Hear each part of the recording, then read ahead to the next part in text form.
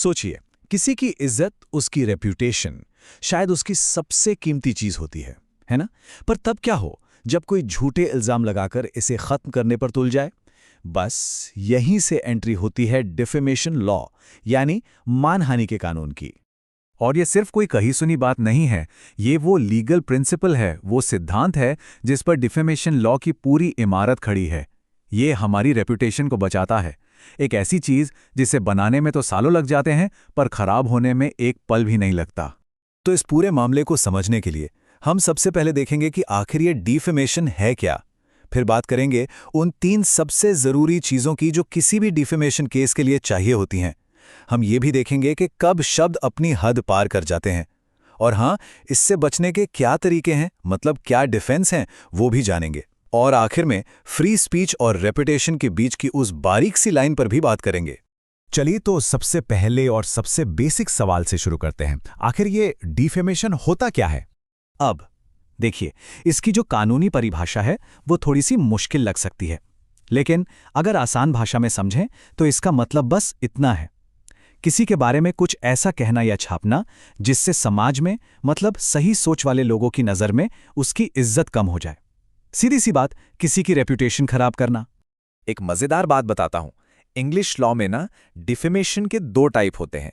एक है लाइबेल, जो परमानेंट होता है, जैसे कुछ लिख दिया, छाप दिया या वीडियो बना दिया, और दूसरा है स्लैंडर, जो टेम्पररी होता है, मतलब कुछ बोल दिया या कोई इशारा कर दिया। लेकिन, और ये बहुत जरूरी पॉइंट है, इंडिया में ऐसा कोई चक्कर नहीं है। भारतीय कानून इस फर्क को नहीं मानता। यहां पर चाहे बात लिखी गई हो या बोली गई हो, इससे कोई फर्क नहीं पड़ता। अगर किसी की रेप्यूटेशन को नुकसान पहुंचाया है तो भाई वो डिफेमेशन है, सिंपल। तो ठीक है, अब ये तो समझ आ गया कि डिफेमेशन क्या है, पर सवाल ये है कि कोई केस कोर्ट में टिकेगा कैसे? इसके लिए 3 बहुत जरूरी चीजें चाहिए होती हैं। इसको एक रेसिपी की तरह समझिए। डिफेमेशन का केस साबित करने के लिए ये 3 चीजें होनी ही चाहिए। पहला, जो कहा गया है वो डिफेमेटरी यानी अपमानजनक हो। दूसरा, वो बात सीधे तौर पर उस इंसान के बारे में हो जो केस कर रहा है। और तीसरा, वो बात पब्लिश्ड की गई हो। इनमें से एक भी चीज गायब हुई तो पूरा केस खारिज हो जाएगा। तो अब देखते हैं कि असल दुनिया में कोर्ट केसेस में इन 3 चीजों को कैसे परखा जाता है, मतलब कब शब्द अपनी लाइन क्रॉस कर जाते हैं। पहली चीज, जो बयान है वो अपमानजनक होना चाहिए, पर कई बार ना ये इतना सीधा नहीं होता। कभी कभी बात सीधे सीधे नहीं बल्कि इशारों में कही जाती है। इसे कहते हैं इन्यूएंडो, मतलब शब्द तो सीधे साधे लगेंगे पर उनका छिपा हुआ मतलब किसी की इज्जत पर दाग लगा सकता है। इसका एक क्लासिक केस है कैसिडी वर्सेस डेली मिरर का। हुआ ये कि एक अखबार ने मिस्टर कैसिडी की एक तस्वीर छापी किसी और महिला के साथ, और कैप्शन में लिख दिया कि दोनों की सगाई हो गई है। अब प्रॉब्लम ये थी कि मिस्टर कैसिडी तो पहले से ही शादीशुदा थे मिसेस कैसिडी से। अब सवाल उठता है कि एक खुशहाल सी दिखने वाली तस्वीर अपमानजनक कैसे हो सकती है? इसमें किसी को क्या नुकसान हुआ? तो कोर्ट ने यह माना कि जो लोग असली मिसेस कैसिडी को जानते थे, उनके लिए इस तस्वीर का छिपा हुआ मतलब यह था कि वो जिस आदमी के साथ रह रही हैं वो असल में उनका पति नहीं है और वो किसी और से सगाई कर रहा है। उस जमाने के समाज में यह बात उनकी रेप्यूटेशन के लिए बहुत ज्यादा अपमानजनक थी। ठीक है, अब आते हैं दूसरे जरूरी पॉइंट पर। जो भी अपमानजनक बात कही गई है वो सीधे सीधे केस करने वाले इंसान की तरफ इशारा करनी चाहिए। सुनने में तो ये बहुत आसान लगता है, पर जब बात किसी ग्रुप या समूह की आती है तो मामला थोड़ा पेचीदा हो जाता है। जैसे मान लीजिए कोई कह दे कि सारे वकील चोर होते हैं। अब इस बात पर कोई एक अकेला वकील जाकर डेफेमेशन का केस नहीं कर सकता। क्यों? क्योंकि ये एक जनरल बात है जो किसी एक व्यक्ति पर नहीं बल्कि पूरे ग्रुप पर कही गई है। कानून किसी एक इंसान की रेप्यूटेशन को बचाता है, पूरे के पूरे ग्रुप की नहीं।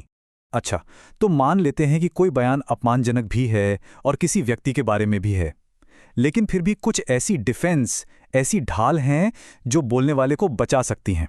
हाँ, पर उससे पहले हमारा तीसरा और आखिरी जरूरी तत्व, पब्लिकेशन। अब पब्लिकेशन का मतलब ये नहीं कि अखबार या किताब में छपना। लॉ की भाषा में इसका मतलब बहुत सिंपल है। अपमानजनक बात कहने वाले और जिसके बारे में कही गई है उसके अलावा कम से कम एक तीसरे इंसान तक वो बात पहुंची हो, बस। इसको समझने के लिए टीजे पुन्नन वर्सेस एमसी वर्गीस का केस देखते हैं। इसमें एक पति ने अपनी पत्नी को एक चिट्ठी लिखी जिसमें उसने पत्नी के पिता के बारे में कुछ अपमानजनक बातें कहीं। पत्नी ने वो चिट्ठी अपने पिता को दिखा दी। अब पिता ने अपने दामाद पर मानहानि का केस कर दिया। तो कोर्ट के सामने सबसे बड़ा सवाल ये था, क्या ये पब्लिकेशन माना जाएगा? और कोर्ट का फैसला था, नहीं, इसे पब्लिकेशन नहीं माना जाएगा, क्योंकि कानून में पति और पत्नी के बीच की बातचीत को एक खास दर्जा, एक प्रिविलेज मिला हुआ है। उसे किसी तीसरे तक पब्लिश करना नहीं माना जाता। तो अब आते हैं उन ढालों पर, उन डिफेंस पर। मोटे तौर पर 3 बड़े डिफेंस होते हैं। पहला है सच्चाई। अगर कही गई बात काफी हद तक सच है तो केस वहीं खत्म। दूसरा है फेयर कमेंट, यानी उचित टिप्पणी। मतलब अगर किसी पब्लिक इंटरेस्ट के मामले पर सच्ची बातों के आधार पर कोई अपनी ईमानदार राय दे तो वो भी बच सकता है। और तीसरा है प्रिविलेज। कुछ खास जगहों पर, जैसे पार्लियामेंट में या कोर्ट की कार्रवाई में, कही गई बातों पर डिफेमेशन का केस नहीं हो सकता। सच्चाई की ताकत को समझने के लिए राधे श्याम तिवारी वर्सेस एकनाथ का केस देखिए। एक अखबार ने एक सरकारी अफसर पर बड़े संगीन आरोप लगा दिए, लेकिन दिक्कत ये थी कि उनके पास इन आरोपों को साबित करने के लिए कोई सबूत नहीं था। और यहीं कोर्ट ने यह साफ कर दिया कि ये मानहानि है। क्यों? क्योंकि अखबार अपने दावों के पक्ष में कोई तथ्य या सबूत पेश नहीं कर पाया। और ये एक बहुत ही जरूरी बात है। साबित करने का जिम्मा, यानी बर्डन ऑफ प्रूफ, हमेशा आरोप लगाने वाले पर होता है। तो इन सब बातों से हम पहुंचते हैं इस पूरे मसले के सबसे बड़े सवाल पर। एक तरफ बोलने की आज़ादी है और दूसरी तरफ किसी की इज्जत। इन दोनों के बीच संतुलन कैसे बने? आज के दौर में जब सोशल मीडिया है, जहां कोई भी बात सेकंड्स में पूरी दुनिया में फैल जाती है, तो ये सवाल और भी बड़ा हो जाता है। एक मजबूत राय देने और गैर कानूनी तरीके से किसी की इज्जत उछालने के बीच की वो पतली सी लाइन आखिर कहाँ है? ये एक ऐसा सवाल है जिसका जवाब हमारा समाज और हमारे कानून आज भी लगातार ढूंढ रहे हैं।